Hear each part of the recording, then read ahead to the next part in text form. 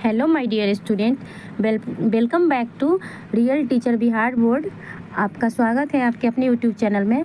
और आज हम लोग क्लास सिक्स के समर वेकेशन असाइनमेंट वर्क जो है उसका मैथ का क्वेश्चन देखेंगे। तो चलिए देर न करते हुए मैथ के क्वेश्चन पे हम लोग चल रहे हैं। अब मैथ में हमने 2 क्वेश्चन आप लोग को पहले करा चुके हैं, लेकिन आप लोग का डिमांड था कि नहीं मैम पूरा के पूरा कराइए। तो ठीक है, हम लोग देखिए मैथ जो है इसका पहला क्वेश्चन नहीं कराई थी मैं। तो चलिए पहला क्वेश्चन को हम देखते हैं, इसको क्या कह रहा है इसमें। तो एक कागज़ का एक बड़ा सा शीट या चार्ट पेपर लीजिए और इस पर 1 से शुरू कर लगातार विषम संख्याओं को जोड़ते हुए 10 वर्ग संख्याओं का पैटर्न तैयार कीजिए और उन संख्याओं को चित्रात्मक रूप से भी निरूपण कीजिए। तो सबसे पहले तो हम लोग ये जानेंगे इसमें कि जो विषम संख्याओं क्या होता है। जो संख्या स्वयं मतलब कि 2 से पूर्णतः विभाजित नहीं होती है, वो विषम संख्या होती है। तो इसके लिए आप लोग चार्ट पेपर A4 साइज का ले सकते हैं बड़ा सा, या हम और कॉपी पे भी बना सकते हैं, आपकी मर्जी। जैसे चार्ट पेपर बनाइए तो ज़्यादा सुंदर लगेगा। तो इसको हम लोग चलते हैं, अब कॉपी पे बनाकर देखते हैं चार्ट पेपर पे। लोग शुरू करते हैं आंसर कि कैसे बनाना है। तो देखिए हमने क्वेश्चन पहले लिख ली हूँ चार्ट पेपर पे, कॉपी पे ही मैं लिखी हूँ। आप चार्ट पेपर पे बना सकते हैं बड़ा सा अच्छा सा बोल्ड लिख के। तो हल करते हैं। तो सबसे पहले तो जानेंगे कि विषम संख्या होता क्या है। ऑड नंबर यानी विषम संख्या, तो ऐसी संख्या जो 2 से पूर्णतः विभाजित नहीं हो उसको क्या बोलते हैं, विषम संख्या। जैसे 1, 3, 5 इस सबको अगर हम भाग देंगे तो ये पूरी तरह नहीं कटेगा, तो इसको विषम संख्या कहते हैं। ठीक, तो प्रत्येक वर्ग संख्याओं को विषम संख्या के योग से प्राप्त किया गया है। ऐसा इसमें लिखा भी है क्वेश्चन में कि जो हमारा वर्ग मिला है वो विषम संख्याओं के योग से। तो इसको हमको देखना है करके कि हो रहा है कि नहीं, इसको देखते हैं। तो चलिए शुरू करते हैं। अब जैसे 1 का वर्ग क्या होता है, 1 ही होता है, लेकिन जब हम 2 का वर्ग होता है क्या, 2 गुने 2 बराबर 4। तो 1 + 3 एक विषम संख्या है और उसको 3 के साथ जोड़ रहे हैं तो कितना हो रहा है, 4। एक विषम संख्या 2 जोड़े तो क्या हो गया, 4 हुआ। 4 जबकि 2 का वर्ग भी 4 होता है, तो विषम संख्या से प्राप्त हो गया। ऐसे ही 1 + 3 + 5 मतलब 1, 3, 5 को जोड़े तो 9 आया। तो 3 का वर्ग भी क्या होता है, 9 ही होता है। 3 में 3 से गुना करेंगे तो ऐसे ही सबका करते जाना है हमको। देखिए फिर का 4 का भी दिख रहा है, 4 गुने 4 = 16, 5 का, 6 का, सबका देखते जाइए।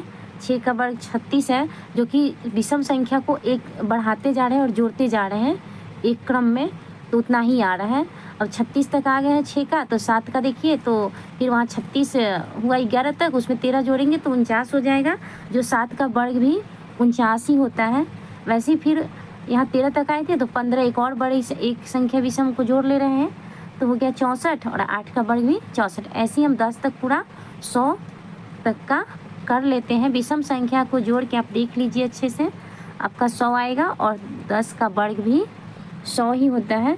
तो इस प्रयोग से हमको यही निष्कर्ष निकल रहा है कि विषम संख्या का योग क्रमशः क्या होता है, वर्ग संख्या के बराबर होता है। यह गणितीय सत्य है और इस प्रकार हम देख सकते हैं कि विषम संख्या का योग हमें वर्ग संख्या या संख्या का वर्ग प्रदान करता है। जो आप इस वीडियो में देख रहे हैं, आशा है आपको समझ में आ गया होगा। आप इसको अच्छे से बना। अब चलते हैं हम लोग क्वेश्चन नंबर 2 पे। तो क्वेश्चन नंबर 2 को देख रहे हैं कि क्वेश्चन नंबर 2 में क्या करना है। तो क्वेश्चन नंबर 2 जो है इसमें अपने घर में उपलब्ध वस्तुओं, चश्मा, टेबल, कुर्सी, चिमटा, साइकिल जैसी अन्य साधारण वस्तुओं को देखिए।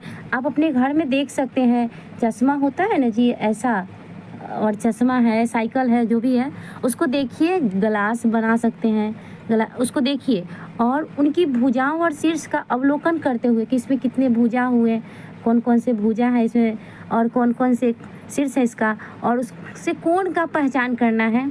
कोण आप लोग जानते हैं कि जब 2 सरल रेखा किसी एक निश्चित बिंदु पर मिलती है तो क्या बनता है, कोण बनता है।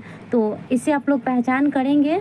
और जो टेबल है, कुर्सी है, चिमटा है, साइकिल है, इन चीज़ों में ये कौन कौन सा कोण बन रहा है और उन वस्तुओं को शामिल कोनों के नाम का एक सूची लिस्ट तैयार करना है। इसको भी हम लोग चार्ट पेपर पे कर सकते हैं, कॉपी पे।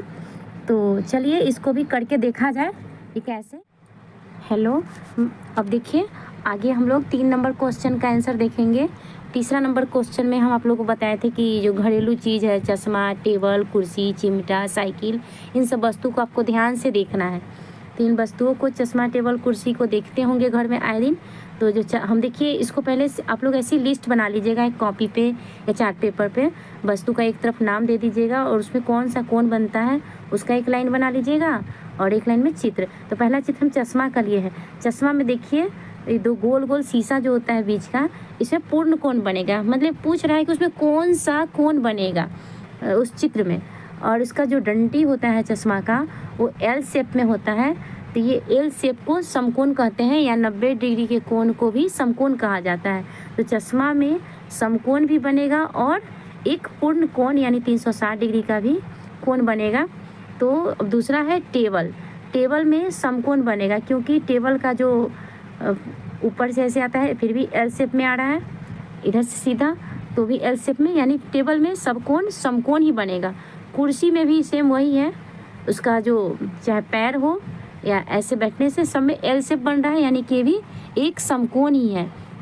और आगे चलते हैं साइकिल पे। साइकिल को देखते हैं। देखिए साइकिल में हमें समकोण भी मिल रहा है। साइकिल का जो चित्र है इसको ध्यान से देखिएगा, इसमें हमें समकोण भी मिल रहा है, इसमें हमें पूर्ण कोण भी मिल रहा है, इसमें हमें न्यून कोण भी मिल रहा है।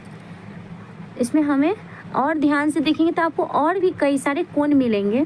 चलिए अब चिमटा। चिमटा घर में रोटी पलटने या और काम में यूज आता है, घरेलू वस्तु से ही देखना है। तो चिमटा में न्यून कोण बन रहा है। न्यून कोण किसको कहेंगे? जो कोण 90 डिग्री से छोटा हो उसको क्या कहते हैं? न्यून कोण कहते हैं। और एक आपके मन में सवाल आता होगा, साइकिल में अधिक कोण भी बन सकता है।